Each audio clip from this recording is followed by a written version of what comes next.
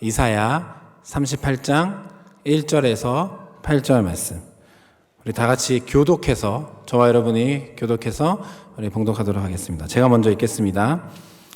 그때 히스기야가 병들어 죽게 되니 아모스의 아들 선지자 이사야가 나아가 그에게 이르되 여호와께서 이같이 말씀하시기를 너는 내 집에 유언하라. 내가 죽고 살지 못하리라 하셨나이다 하니 히스기야가 얼굴을 벽으로 향하고 여호와께 기도하여 이르되 여호와여 구하오니 내가 주 앞에서 진실과 전심으로 행하며 주의 목전에서 선하게 행한 것을 기억하옵소서 하고 히스기야가 심히 통곡하니 이에 여호와의 말씀이 이사야에게 이르시되 너는 가서 히스기야에게 이르기를 내 조상 다윗의 하나님 여호와께서 이같이 말씀하시기를 내가 내 기도를 들었고 내 눈물을 보았노라. 내가 내 수한에 15년을 더하고 너와 이 성을 아수르 왕의 손에서 건져냈고 내가 또 이 성에서 보아라.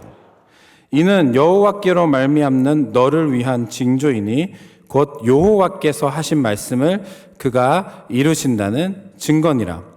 보라, 아하스의 해시계에 나아갔던 해의 그림자를 뒤로 10도를 물러가게 하리라 하셨다 하라 하시더니 이에 해시계에 나아갔던 해의 그림자가 10도를 물러가니라.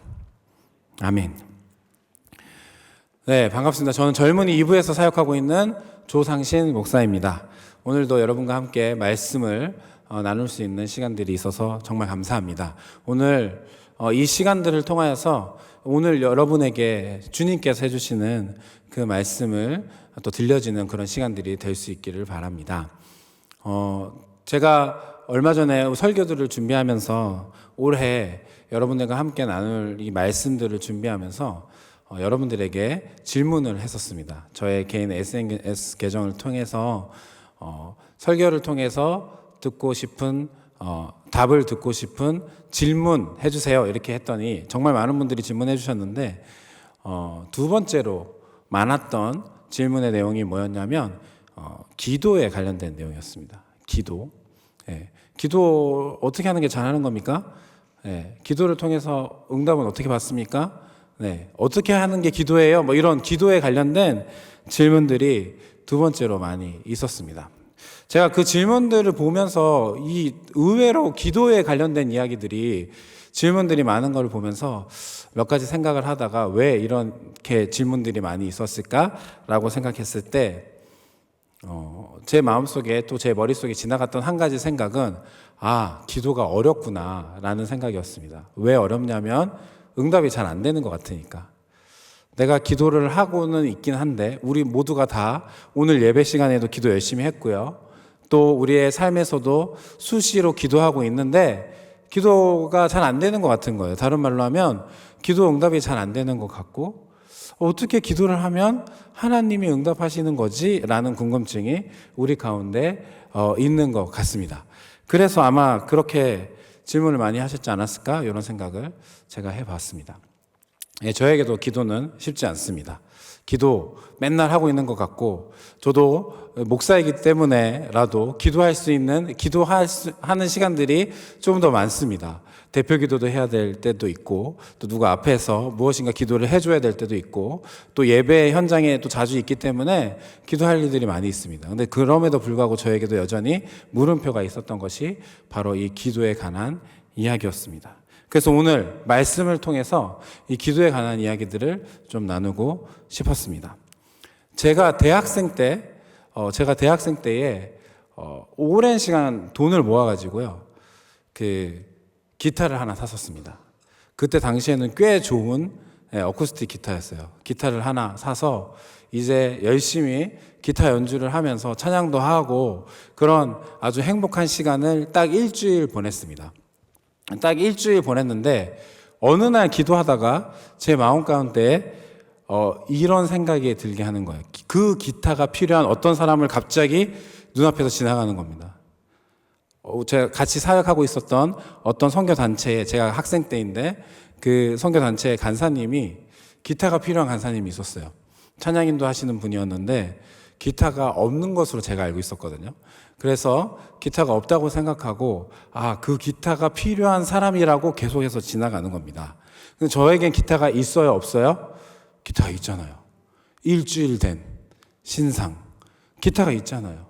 그래서 그 기타를 놓고 하나님 앞에서 왜 자꾸 이런 생각이 떠오르게 하시는지 몰라 애써 외면하면서 그렇게 끙끙 앓으면서 일주일을 보냈습니다.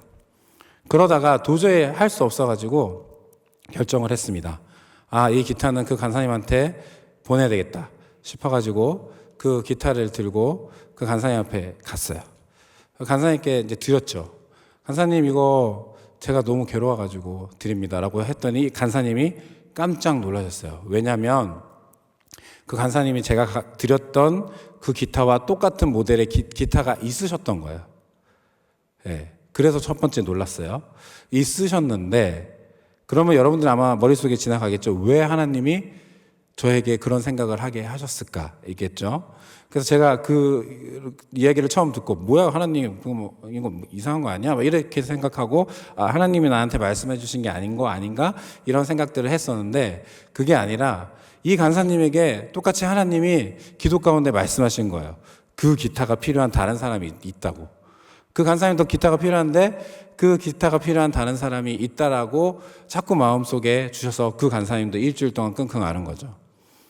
그래서 방금 전에 제가 간사님 앞에 당도하기 방금 전에 그 기타를 그 주인에게 그 사람에게 주고 돌아오는 길이었어요.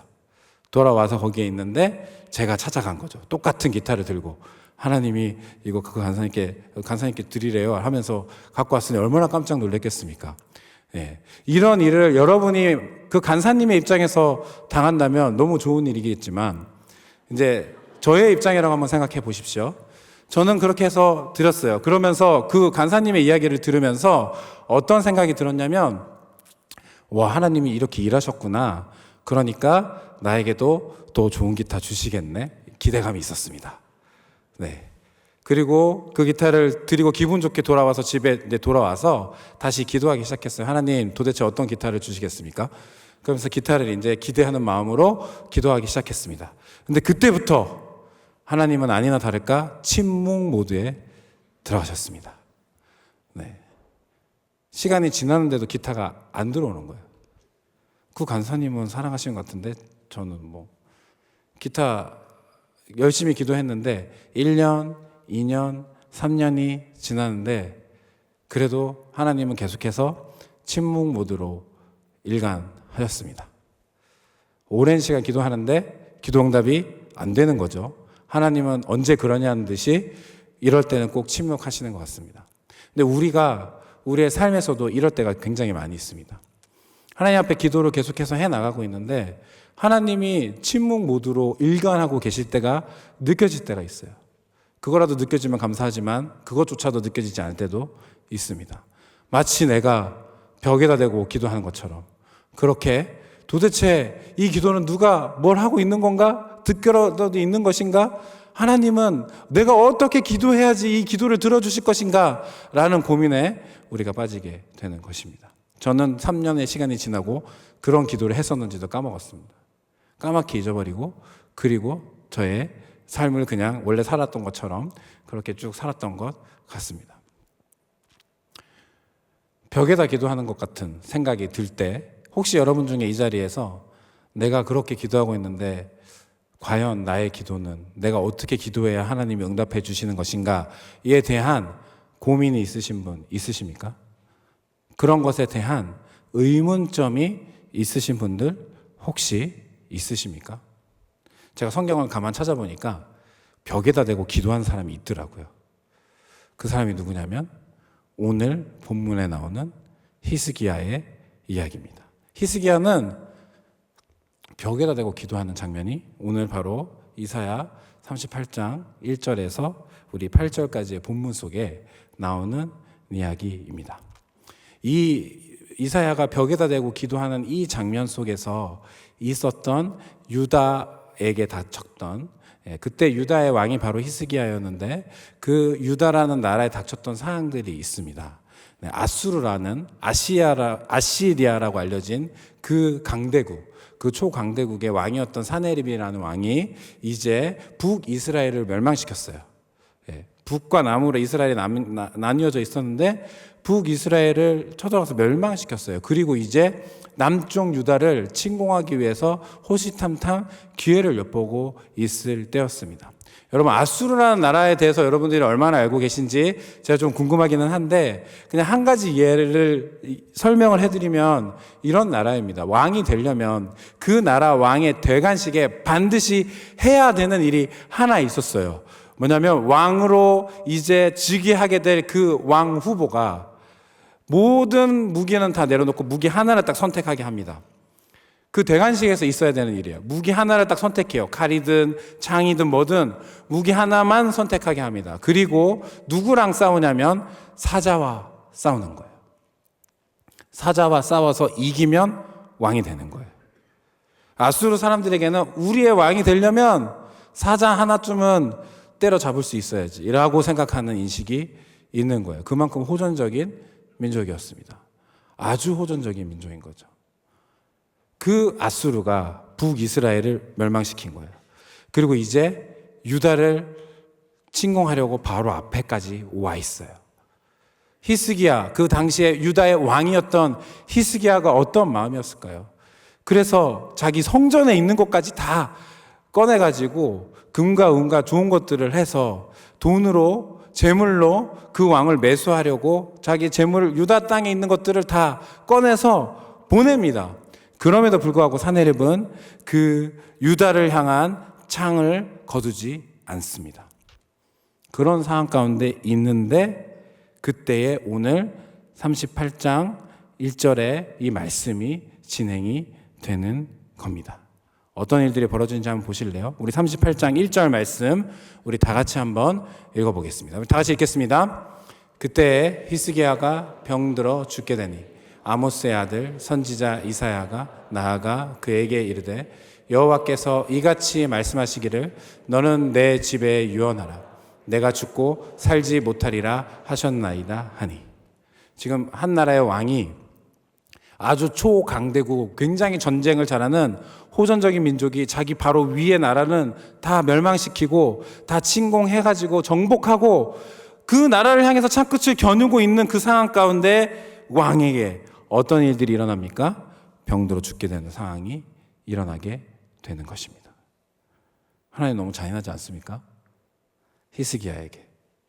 그래서 말씀하십니다. 이사야를 통해서 유언 남겨라. 넌 죽을 거야. 이렇게 말씀하시는 거예요. 여러분, 히스기야 왕은 남쪽 유다에 있었던 여러 왕들 중에 다른 왕들이 하지 않았던 일들을 한 그 2명 중에 한 명입니다. 그 2명은 누구냐면 요시야와 히스기야입니다. 하나님 앞에 칭찬을 받았던, 아주 잘했다라고 칭찬을 받았던 그 2명, 유일한 그 2명의 왕 중에 한 명이었던 히스기야입니다. 이 히스기야가 무엇을 했냐면 다른 왕들은 하지 못했던 일들을 하나 했습니다. 그게 뭐냐면 산당을 없앤 거예요. 산당을 없앤 겁니다.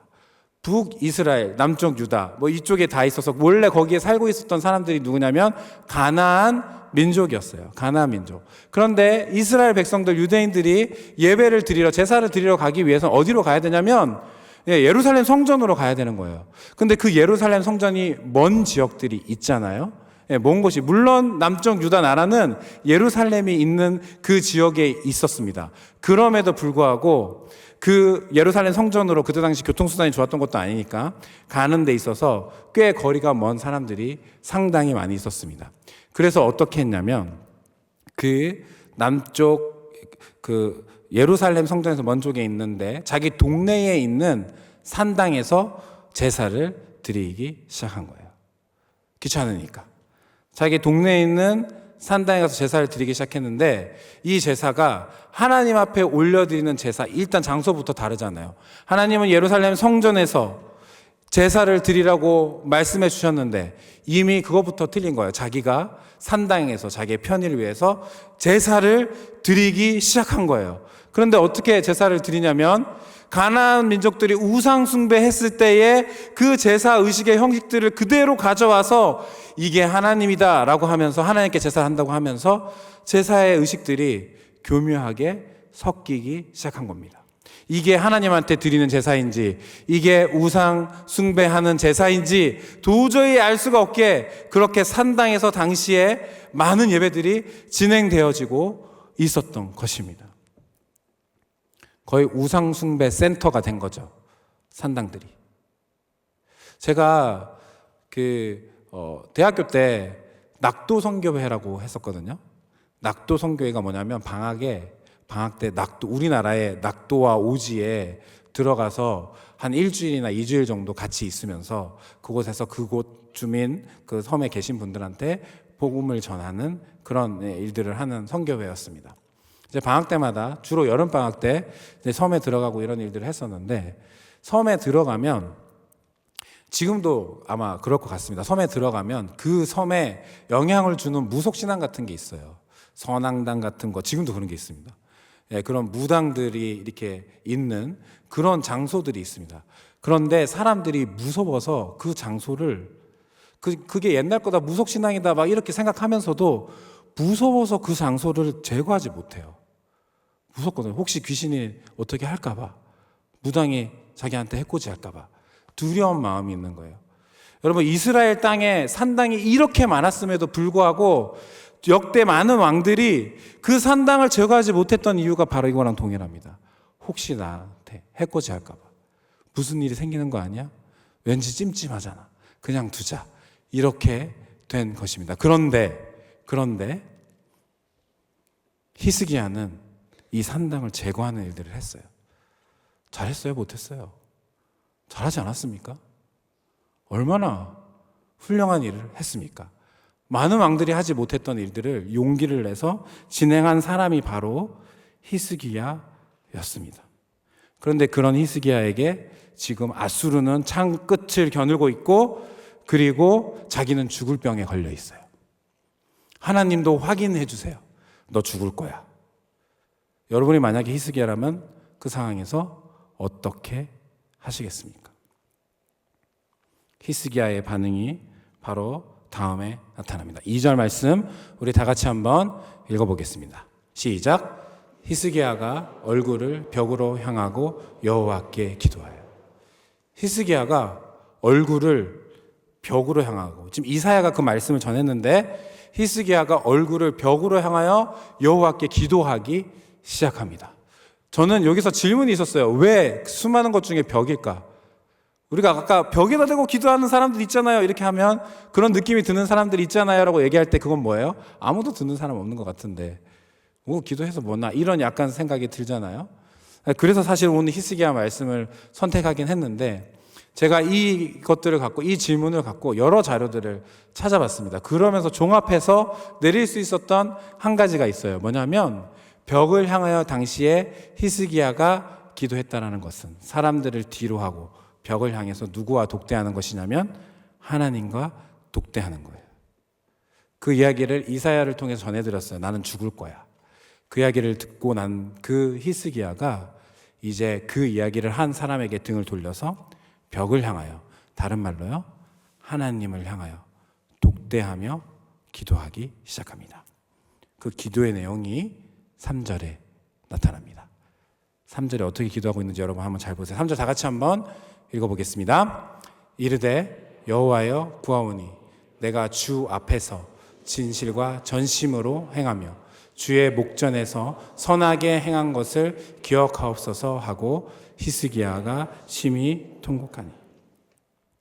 여호와께 구하오니 이렇게 얘기하고 있어요. 그러면서 뭐라고 있냐면, 하나님, 지금까지 제가 주님 앞에서 어떻게 했는지 아시잖아요. 그런데 이런 일이 왜 저에게 일어납니까? 좀 기억해 주시면 안 되겠습니까? 라고 기도하기 시작한 거예요. 통곡하면서. 내가 이렇게까지 하나님 앞에서 했는데 왜 이런 일이 나에게 일어나나요? 제가 주님 앞에서 어떻게 했는지 주님 아시잖아요. 근데 왜 저한테 이런 일이 일어납니까? 저를 보고는 계십니까? 저를 기억하고 계십니까? 이 기도는 듣고 계십니까? 질문하고 있는 겁니다. 그에 대한 하나님의 응답 5절에 나타납니다. 여러분 5절 말씀 다 같이 한번 읽어보겠습니다. 시작.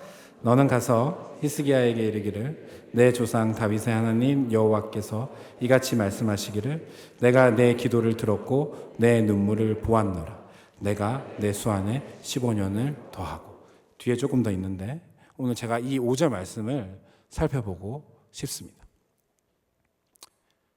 주님, 제 기도 들으셨습니까? 제가 주님 앞에서 어떻게 살았는지, 어떻게 행했는지, 어떤 기도를 올려드렸는지, 제가 주님 앞에서 어떤 행동을 했는지 주님 아십니까? 라고 물어보니까 하나님이 대답하십니다. 알아. 그래, 내가 다 알고 있어. 보고 있었어. 이렇게 이야기하고 있는 것입니다. 히스기야가 통곡해서 이렇게 하나님이 반응하시는 겁니까? 히스기야가 벽에다 대고 간절하게 기도했더니 그동안의 침묵으로 일관하시던 하나님께서 이제서야 나타나셔서 이야기하시는 것입니까? 우리 5절 말씀 한 번만 더 보여주실래요? 5절 말씀에 보면 이런 게 있습니다. 너는 가서 히스기야에게 이르기리라고 하면서 이사야에게 말씀하십니다. 그런데 이 말씀에서 하나님이 하나님 스스로를 어떻게 소개하고 있는지가 여기 나타나 있습니다. 단순히 너의 기도를 들었다, 너를 보고 있었다가 아니라 내 조상 다윗의 하나님 여호와, 하나님이 그렇게 소개하고 계십니다. 너의 조상 다윗의 하나님 여호와. 이 말은 무엇인지 아십니까? 이 말은 무엇인지 아십니까? 하나님이 너의 기도를, 히스기야의 기도를 듣고 있었다고 대답하시는 모든 것의 근거에는 그가 간절히 기도해서도 아니고, 그가 벽에다 대고 기도해서도 아니고, 통곡해서 기도해서도 아니고, 하나님의 응답받을 기도를 올려드려서가 아니라 그 모든 응답의 근거에는 무엇이 있냐면 조상 다윗의 하나님, 다윗과 했던 약속을 근거로 하나님께서 지금 히스기야에게 응답하고 계신다고 말씀하고 계시는 것입니다. 그러니 조금만 더 이 말을 쉽게 설명해 드리면 이렇게 이해할 수 있는 거예요. 뭐냐면 히스기야야, 다윗 이래로, 다윗 이후로, 히스기야는 다윗 이후의 왕이잖아요. 나는 너의 모든 것을 항상 보고 있었어. 이렇게 얘기하고 계시는 거예요. 나는 항상 다 보고 있었고 너의 기도를 듣고 있었어. 네가 벽에다가 대고 간절히 기도를 하든지 아니하든지 나를 향한 너의 삶, 기도 항상 보고 듣고 있었다. 그렇게 하나님이 히스기야에게 말씀해 주고 계시는 것입니다. 히스기야가 응답받을 기도만한 무슨 비법이 담겨있는 기도를 해서 하나님이 이렇게 응답하시는 게 아니라고 말씀하고 계시는 거예요. 하나님은 항상 히스기야 가운데서 히스기야의 기도를 듣고 계셨어요. 한 번도 그를 떠난 적이 없으십니다. 한 번도 그에게서 등을 돌린 적도 없으십니다. 그 이야기를 오늘 히스기야에게 하나님이 말씀하고 계시는 것입니다. 누가복음 18장에 보면 불의한 재판관 비유라는 비유가 나타납니다. 여러분 혹시 이 이야기를 아시는 분이 있을 수도 있고 없을 수도 있어서 제가 간단하게 설명을 드리면 이런 이야기입니다. 어떤 곳에 과부가 등장하는데 그 과부가 원한이 많고 문제가 많은 과부예요. 그래서 이 과부의 이 원한을 풀기 위해서 재판관을 찾아갑니다. 근데 이 재판관이 불의한 사람이에요. 제대로 된 재판관이 아니에요. 그래서 이 일개 과부가 올려주는 그 탄원을 전혀 듣지 않습니다. 그러니까 이 과부가 어떻게 하냐면 스토킹을 하기 시작하는 것입니다. 막 나타나요. 제 원한을 풀어주세요. 계속 얘기해 주세요. 이렇게 하면서 끈질기게 그 재판관을 괴롭히면서 그 재판관에게 요청합니다. 그러니까 이 재판관이 아무리 불의해도 이 과부를 내가 이 얘기를 들어주지 않았다가는 내가 큰일 나겠구나 싶어서, 괴롭겠구나 싶어서 그 과부의 이야기를 들어주고 그 힘든 것을 원한을 풀어준다라는 게 이 전체 그 비유의 이야기의 전체 핵심입니다. 그래서 우리가 이 이야기를 들으면서 어떤 생각을 하냐면, 아, 그렇구나. 끈질기게 기도해야 되겠구나. 끝까지 기도해야 되겠구나. 우리 하나님은 나도 그렇게 괴롭혀야 되겠구나. 여러분 혹시 그런 이야기를 들으면서 그렇게 마음 먹고 계시진 않으십니까? 내가 더 간절하지 않아서, 내가 더 절절하지 않아서 하나님이 내 기도를 안 듣고 계신 거야 라고 생각하지는 않으십니까? 누가복음 18장 8절에 예수님께서 이 비유 뒤에 이런 얘기를 하십니다. 우리 다 같이 한번 읽어보겠습니다. 내가 너희에게 이르노니 속히 그 원한을 풀어주리라. 그러나 인자가 올 때에 세상에서 믿음을 보겠느냐 하시니라. 뭐라고 돼 있어요? 속히 그 원한을 풀어주시리라. 이 이야기는 뭐냐면, 불의한 재판관도 그렇게 끝까지 괴롭히니까 들어주지, 나는 속히 들어줄 거야. 나는 너의 기도를 다 듣고 있거든. 속히 들어줄 거야. 이렇게 이야기하고 계시는 것입니다. 그러면서 뒤에 뭐라고 돼 있냐면, 그러나 인자가 올 때에 세상에서 믿음을 보겠느냐라고 물어보시는 거예요. 내가 다시 올 때 내가 세상에서 믿음을 보겠느냐, 너희들에게서 믿음을 보겠느냐, 이렇게 말씀하시는 거예요. 속히 이뤄줄게. 나는 너의 기도를 듣고 있어. 내가 다시 올 때에 세상에서 그 믿음을 보겠니? 너희들에게서 그 믿음을 보겠니? 물어보십니다. 우리들을 통해서 예수님이 보시길 원하는 믿음이 무엇입니까? 지금도 살아계셔서 온 땅을 다스리시고 나의 유일한 구원자 되신 예수님이 지금도 살아계셔서 나의 삶에 한 번도 떠나지 않으시고, 우리 주님이 반드시 우리의 기도를 듣고 계신다. 이 믿음이 우리 가운데 필요한 것입니다. 오늘 예수님은 이 비유를 통해서 끝까지 기도하라고, 끈질기게 기도하라고, 이를 악물고 기도하라고, 너희 기도가 간절하지 않아서 내가 들어주지 않는 거라고 말씀하시는 것이 아니라, 나는 너의 기도를 듣고 있어. 이걸 좀 믿어줘. 이렇게 이야기하고 계시는 것입니다. 여러분, 기도 응답은요, 내가 기도한 대로 이루어지는 것이 아닙니다. 기도 응답은요, 내가 기도한 대로 이루어지는 것이 아니라 지금 하나님이 내 기도를 듣고 계신다는 사실, 그 자체가 바로 기도의 응답입니다. 이 사실을 믿으시기 바랍니다. 내가 기도한 대로, 내가 소원한 대로, 마치 요술램프의 지니가 내 소원을 들어주는 것처럼 하나님이 나의 소원을 들어주시는 게 기도 응답이 아니라, 기도 응답은 나의 기도가 하나님 앞에 상달되어지는 거예요. 나의 기도가 땅에 조금도 떨어지지 않고 하나님이 그 모든 기도를 지금도 살아계셔서 나와 함께하고 계시며 듣고 계신다라는 사실. 그렇기 때문에 우리의 기도는, 모든 기도는 다 응답받는 기도인 것입니다. 이 사실을 믿으시기 바랍니다. 주님은 우리의 기도를 반드시 듣고 계십니다. 찬양 중에 이런 찬양 있잖아요. 너의 작은 신음에도 응답하시니. 그런 가사 있지 않습니까? 우리 하나님이요, 너는 형식에 맞는 이런 기도를 해야 돼. 너는 응답받는 기도를 하려면 뭐 좀 이렇게 나한테 주는 게 있어야지, 간절하면 뭐가 있어야지. 우리가 간절할 수 있죠. 그렇지만 꼭 그런 기도만 들어주시는 게 아니라고요.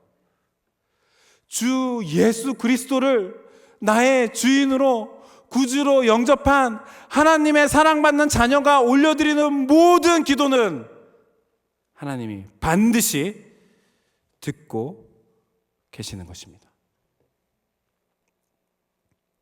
제가 말씀을 시작하면서 들었던 얘기가 있습니다. 3년이 지났는데 응답되지 않았던, 하나님이 침묵 모드로 일관하셨던 그때 4년이 지났습니다. 저는 모든 것을 다 까맣게 잊고 있었습니다. 중간에 대학교도 졸업하고 그리고 또 호주로 유학도 갔다 오고 이런 시간들이 있었습니다. 그리고 나서 호주에서 유학 갔다 오고 난 다음에 개척교회에서 교회 사역을 시작했어요. 그 개척교회에서 제가 했던 일들이 찬양인도 하고 청소년부하고 청년부하고 뭐 이런 일들을 다 했습니다. 사람 없을 때는 교회에서 청소도 하고 이것저것 다 하는 그런 이제 개척교회였기 때문에 그런 사역들이 이제 있었습니다. 근데 그 사역들을 하고 있었는데요. 그 교회에서 아주 독특한 전도를 하나 했었는데 뭐냐면 굿모닝 전도라고 하는 게 있었어요. 거기 아파트 상가에 있었던 교회였습니다. 그래서 그 교회 이제 매달 첫째 주 월요일, 매달 첫째 주 월요일에 아침에 출근하고 등교하는 사람들, 아파트 그 단지 입구에서 샌드위치와 커피 같은 거를 이렇게 주면서 전도하는 그런 게 굿모닝 전도가 있었습니다. 그래서 그 굿모닝 전도를 했는데 그거를 받고 교회에 나오시는 분이 생긴 거예요. 어떤 초신자분이 교회에 나오셔서 그 교회, 이제 우리 교회에 예배에 참석하셨는데 그때 찬양 인도를 누가 했냐면 제가 했습니다. 그래서 찬양 인도를 하고 있었는데 그분이 그 찬양을 속에서 예수님을 만나게 된 거예요. 예수님을 믿게 된 거예요. 저는 그때는 사실은 몰랐어요. 그리고 제가 개척교회에서 사역하고 있었지만 저의 그때 상황이 어땠냐면 이제 찬양팀에서 이렇게 제가 속해 있던 또 다른 외부의 그 찬양팀에서 앨범을 준비하고 있는 가운데 있었는데 저에게 이제 마침 기타가 좀 필요하던 상황이었어요. 그래서 제가 이제 기타를 하나님 앞에 달라고 기도하고 있었던 시간이기도 했습니다. 그런데 이 초신자분이 얼마 지나서 저 전도사님이 기타가 필요하다더라 라는 것을 알게 된 거예요. 어떻게 알게 되셨는지 지금도 미지수인데 하여튼 그렇게 하셨어요. 그래서 어느 날 제가 학교에서 공부하고 있는데 신대원에서 공부하고 있는데 저한테 메시지가 왔어요. 그래서 전도사님 잠깐 통화하실 수 있으세요? 라고 하면서 그 초신자 분께서 저에게 연락을 주신 거예요. 그래서 제가 쉬는 시간에 전화를 드렸어요. 그랬더니 전도사님 어떻게 알게 됐는지는 물어보지 마시고요. 전도사님 기타가 필요하시다 그러셔가지고 제가 좀 기타를 사드리고 싶은데 라고 시작하셨어요. 그래가지고 저 기타를 사주시겠다라는 거예요. 제가 어떻게 반응했을까요? 사주세요 이렇게 했을까요? 아닙니다. 네, 그분 초신자잖아요. 네, 초신자잖아요. 그래서 제가 너무 마음이 감사하다고, 그래서 제가 이렇게 마음만 받은 걸로 하겠다고 너무 감사하다고 그러고 전화를 끊었어요. 그랬더니 한 시간인가 좀 있다가 이분한테 다시 메시지가 온 거예요. 전도사님 도대체 왜 그러세요? 라고 하면서 너무 속상한 말씀을 하시는 거예요. 그래서 다시 통화를 했습니다. 통화를 했더니 이분께서 이러시는 거예요. 제가 기타 진짜 사드리고 싶어요. 그래서 기타를 꼭 악기집에서 만나서 나오시면 제가 사드릴게요. 막 이렇게 하는 거예요. 근데 그 해주셨던 그 기타 집이 어디였냐면 동네에 있는 그냥 조그만 악기 가게였어요. 근데 저한테는 지금 거기서 파는 기타가 필요한 게 아니었거든요. 그래서 그 얘기를 다시 듣고 제가 다시 한 번 더 정중하게 말씀드렸습니다. 정말 마음만 감사합니다. 이것만 받겠습니다. 그리고 다시 전화를 끊었어요. 그리고 그 다음 날이 됐습니다. 이분에게 다시 연락이 왔습니다. 눈치를 챈 거죠. 전도사님이 생각보다 비싼 기타를 구하고 있구나. 그래서 연락을 주셨어요. 그래서 제가 전도사님 얼마짜리 기타를 원하세요? 막 이렇게 아예 단도직입적으로 물어보시더라고요. 이분이 아직 교회 다닌 지 얼마 안 되셔가지고 이렇게 전도사한테 어떤 언어로 써서 써야 되는지 잘 모르시는 분이었던 것 같습니다. 그래서 그냥 단도직입적으로 물어보시더라고요. 얼마짜리 필요하시냐고. 그래서 제가 진짜 괜찮다고 그러면 그냥 이렇게 여유가 되는 선에서, 부담되지 않는 선에서 저한테 이렇게 돈을 보내주시면 제가 그거 갖고 꼭 기타 살게요. 이렇게 말씀을 드렸습니다. 저도 되게 웃기죠. 이쯤 되면 물러서야 되는데 그렇게 말씀드렸어요. 그랬더니 이분이 거기서 이제 더 이상 뒤로 물러서지 않는 것입니다. 그래서 제가 그분이 아니 그러지 말고 진짜 얼마가 필요한 거예요? 이렇게 물어보셔서 제가 말씀드렸어요. 얼마 필요해요. 사실 이 정도 되는 기타가 저한테 좀 필요해요. 그랬더니 이분이 바로 주신다 그럴 줄 알았는데 멈추셨습니다. 거기서 정적이 흐르는 겁니다. 그리고 전화를 심지어 끊었습니다. 그 자리에서. 네 알겠어요. 그러고 끊더라고요.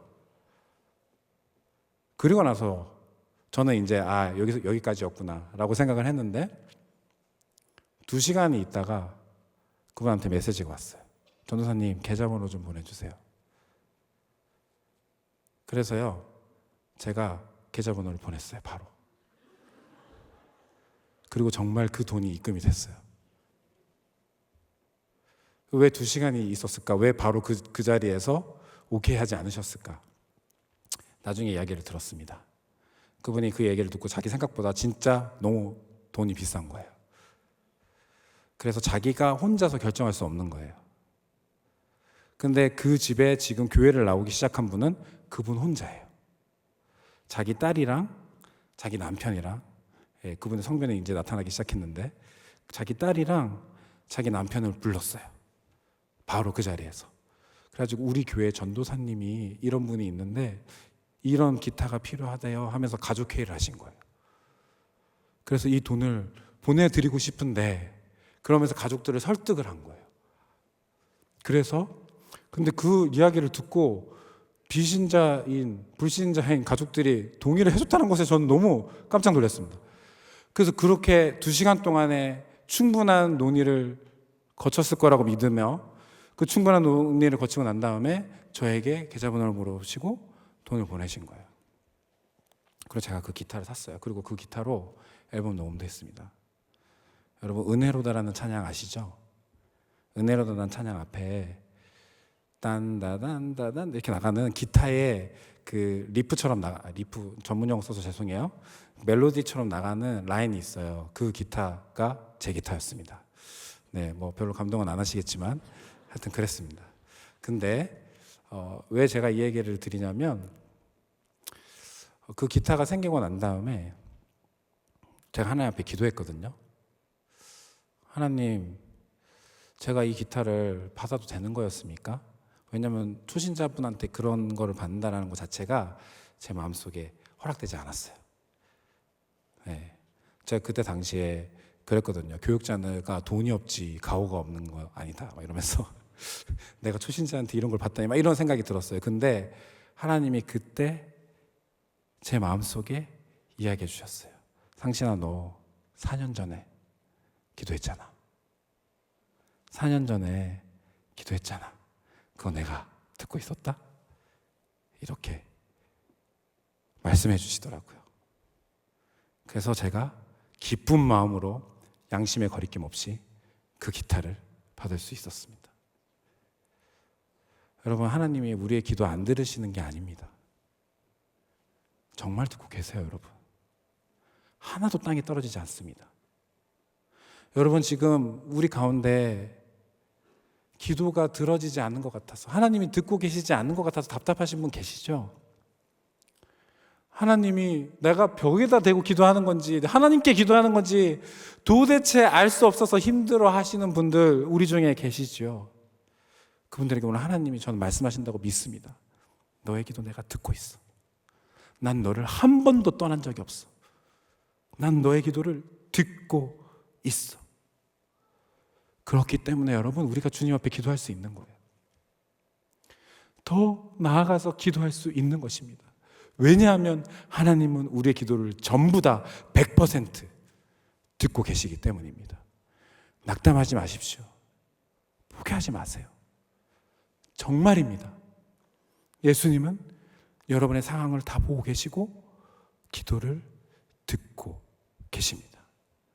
여러분, 이 주님 앞에 함께 기도로 나아가지 않으시겠습니까? 그 주님 앞에 주님이 제가 저의 기도를 들으신다는 사실을 이제 알았습니다. 제가 낙담했었는데 다시 마음을 들어봅니다. 주님이 저의 기도를 듣고 계시는군요. 감사합니다. 그런 마음으로 주님 앞에 저와 함께 기도하며 나가지 않으시겠습니까? 오늘도 나의 기도를 들으시는 그 주님, 그 주님으로 인하여, 그 주님을 믿음으로 인하여 승리의 삶을 살아가시는 저와 여러분이 되시길 주님의 이름으로 축복합니다. 우리 다 함께 말씀을 기억하면서 기도하셨으면 좋겠습니다. 말씀을 준비하는데 제 마음 가운데 진짜 큰 부담감이 하나 있었습니다. 여러분 중에 누군가